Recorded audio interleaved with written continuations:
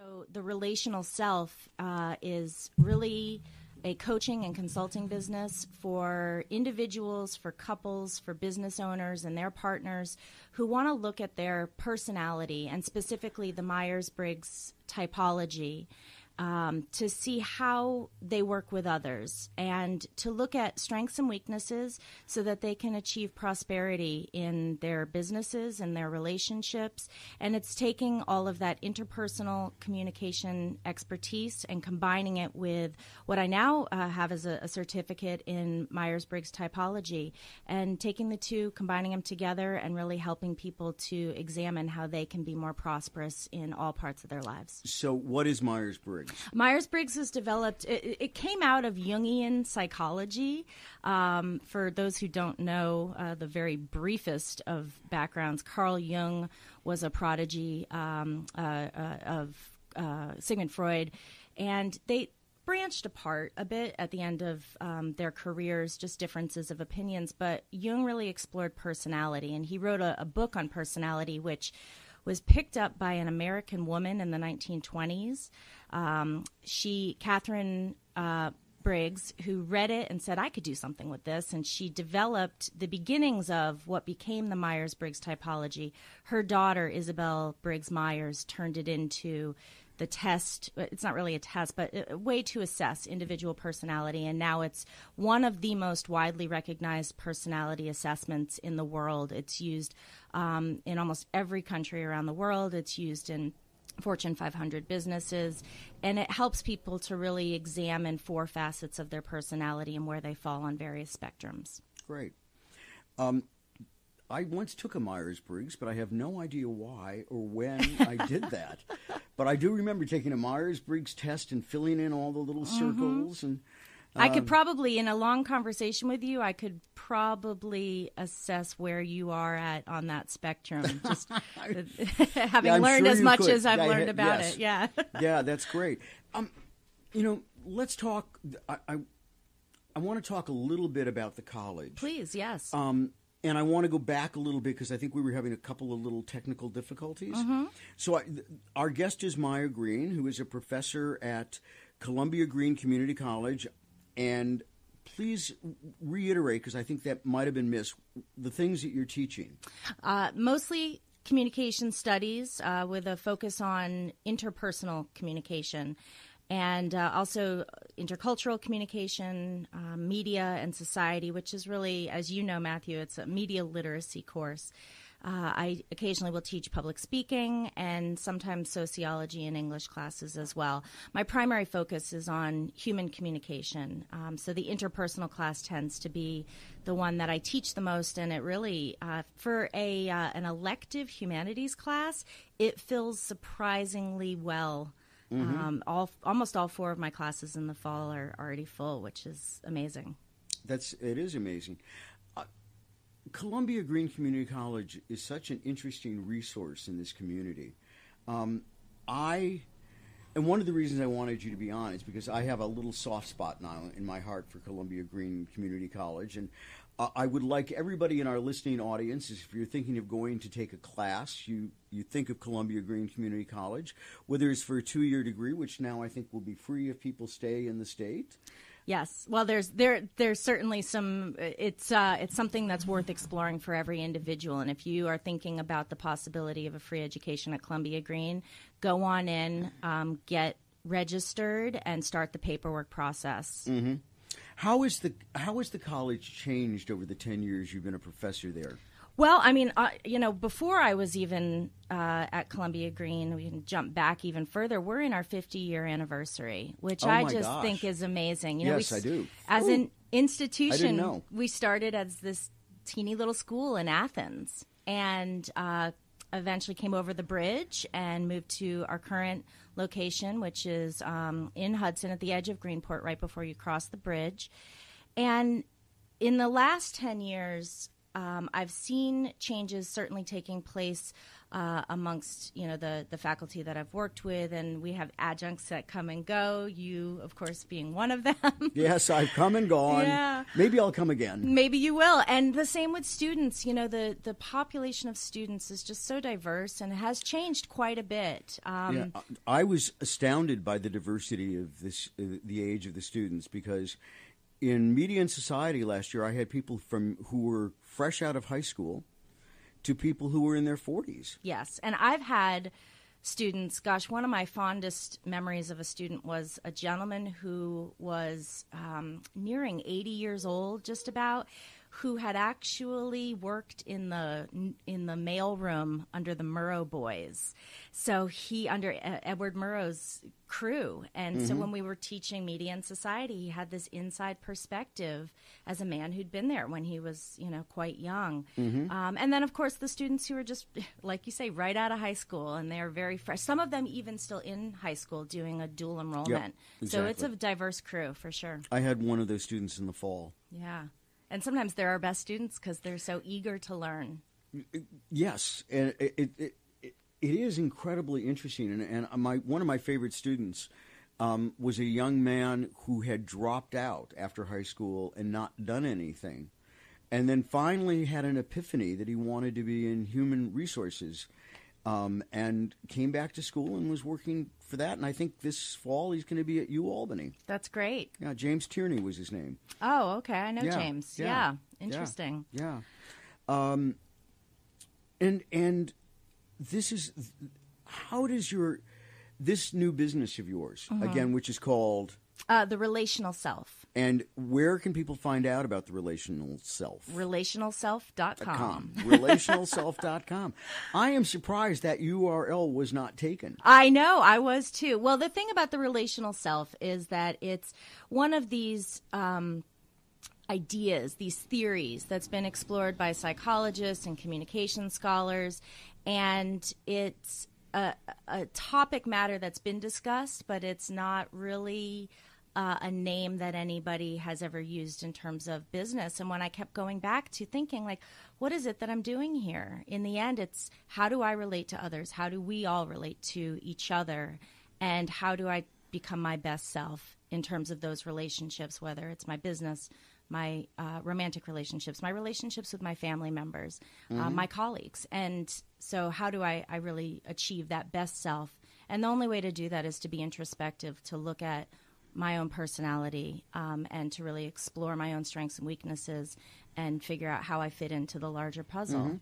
So that's where that came out of. And I feel like it was just one of these moments. I have to tell a brief story to set this up. About a year ago, it was June of last year, I went to this very interesting music and education festival in the Pine Barrens of New Jersey. And I had been asked to present an educational workshop of my choosing based on my history as a communication professor. And I thought, well, I'm really developing an interest in Myers-Briggs typology. Why not do something along those lines? So I did a relationship empathy workshop. So, relational empathy and personality type. And I felt so energized in this 1 hour of leading this workshop. There were about 20 people. We sat in a circle and shared information, and I taught, and they learned, and we discussed. And I came out of it feeling like my soul had just been fed. And my friend who I was with looked at me and said, I think you need to do something with this because you look really like that was it. And I said, it was it. So less than a year later, here I am. Well, that's great. Now, who do you think would benefit from your services? Oh, gosh. I mean, I don't even want to narrow it down to anyone in particular, but my primary focus, I think when I got the Myers-Briggs certification, I realized that most people who are getting certified to do the typology are focusing on corporate training, leadership training and the like. And certainly there's room for that, but I want to focus more on the one-on-one and working with either individuals, couples, if you're in a business partnership, let's say a CFO and a CEO, and in any relationship, in any partnership or in small group relationships, there's going to be tensions because we don't see the world in the same way as, for instance, an introvert and an extrovert. We may communicate very differently. One example of that may be for an extrovert. I'm an extrovert, and the tendency is to want to talk about. No, I would never. I would never have guessed that. It's Maya. shocking. It's shocking. I know. But the thing about extroversion, people imagine extroverts as like we're dancing on the bar and like the life of the party, and sometimes that's the case. Not for me in particular, but for some extroverts, that is the case, In my youth. Yes, perhaps. But one of the common traits of extroverts is that they tend to want to talk about things right away. So if they're having an experience or if they're frustrated with something or if there's something that's going on, they want to talk it through immediately. And if you're an introvert, the tendency is the opposite. The introverts want to sit with it for a while and really process it before they have that discussion. So imagine, if you will, you're in a romantic partnership with somebody or in a business partnership with somebody, and you're an extrovert and they're an introvert or vice versa, and you don't match up in that way. So even just knowing that alone can help you to approach conflict, for instance, in a much more productive way. When I was at Discovery, we did a workshop, and one of the things that was very illuminative for me was I began to realize that men and women have very different ways of communicating. Mm-hmm. And almost everyone who reported to me was female. And it opened up a lot of ability to have better dialogues, just recognizing that we perhaps biologically and perhaps societally or perhaps both, we come out approaching things, men and women come out approaching things very differently. And I remember thinking, this is good. This is good for me to know. Yeah, I think that one of the primary focuses for the relational self is the exploration of empathy, where the people I'm communicating with are different than I am. And so how can I understand that difference, and how can I use that to my advantage when it comes to prosperity in my business and in my relationships? And I love the male-female dichotomy because I actually do teach this a bit in my interpersonal class. It is both, I believe, biological and certainly societally influenced.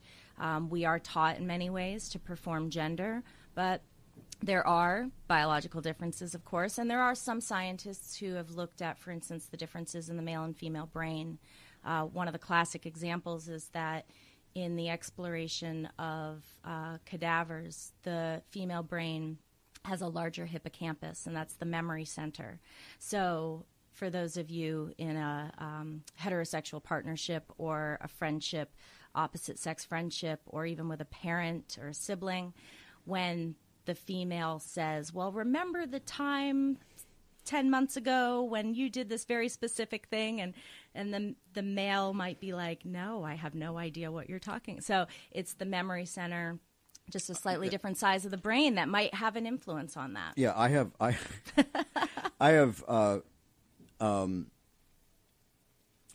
have personal experience of that, both personally and familially. Yeah.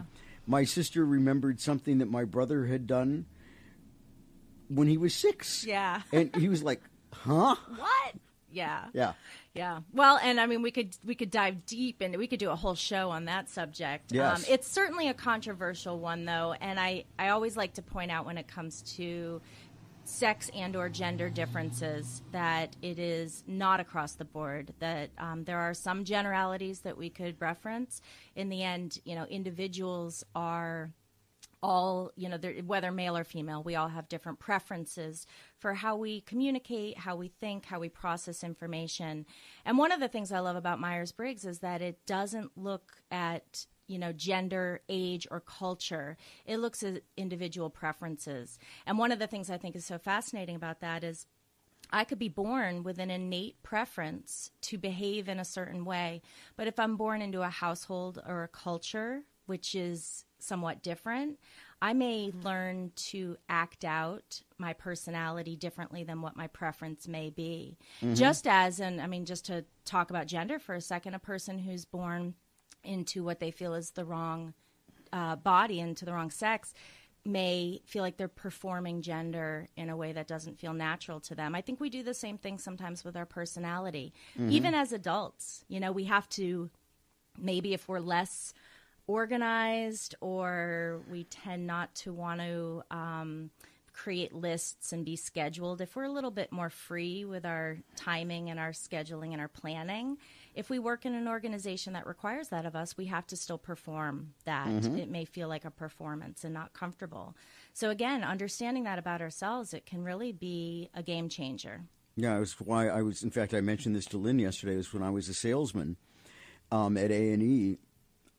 I saved my tushy a number of times because she would do the detail work that I just didn't really want to do. Yeah. Well, I'd venture to say you might be a P-type, Matthew. What's that? It's perceiving. So the J and the P. I'm a J. J is judging. And just to clarify, it does not mean I'm a judgmental person, although actually sometimes I am. But aren't we all? Aren't we all? But so it has nothing to do with that. It's more just that I really like to make lists. I like to plan things. I like to be scheduled. The P-type tends to fly by the seat of their pants a little bit. They tend to be stressed out at the thought of having to schedule everything. And so a great example in terms of interpersonal relationships, my partner and I, he is a P-type. And so he doesn't like to schedule things. He looks at that calendar on the fridge and he kind of like scratches his head, and I can see the stress building. Whereas if I don't have that calendar, if I don't have that schedule, I get stressed out. So we have to find ways to negotiate that and figure out a common middle ground. And I have to remember that when he's talking about something, it doesn't mean he's necessarily making a plan. In my mind, he's making a plan. That might not be the case. Yeah. And he needs to remember that when I'm talking about something, I'm probably making a plan. Yep, exactly. Yeah. Exactly. I remember my sister who is a psychologist, has a master's in psychiatric nursing. Once said, I think I'm an introvert, and she said, I think you need to change your behavior if you're an introvert.